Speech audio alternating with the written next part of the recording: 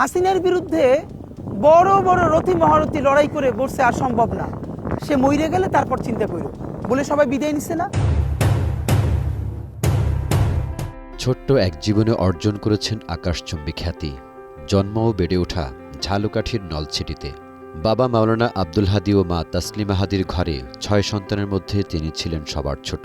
প্রবল প্রতিবাদী কণ্ঠ আর ভারতীয় আগ্রাসনের বিরুদ্ধে মাঠে সরব উপস্থিতি ছিল তার।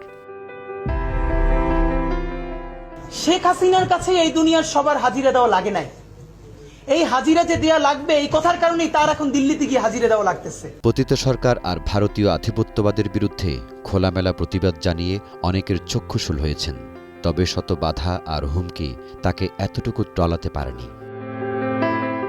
প্রতিবাদী হাদীর আকাশচুম্বী জনপ্রিয়তা তার জন্য কাল হয়ে দাঁড়ায়।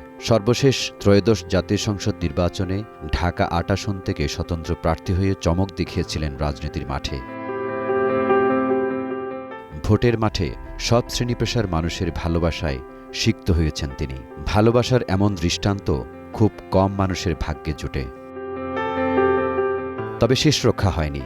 হায়নার বুলেটের আঘাতে থেমে যায় তার জীবন প্রদীপ। হাদীর মৃত্যুতে শোকে স্তব্ধ পুরো দেশ। এখন প্রশ্ন হলো, যারা হাদীকে গুলি করেছে আর নিরাপদে পালিয়ে যেতে যারা সহযোগিতা করেছে, তাদের বিচার কি আদৌ হবে? সবাই যখন মৃত্যুটাকে ভীষণ ভয় পায়, আমি তখন হাসতে হাসতে আল্লাহর কাছে ভীষণ সন্তুষ্টি নিয়ে পৌঁছতে চাই যে আমি একটা ন্যূনতম ওই জীবনটা লিড করতে পারলাম, যে আমি একটা ইনসাফের হাসি নিয়ে আমি আমার আল্লাহর কাছে পৌঁছতে চাই। S M Zia, green TV, Dhaka.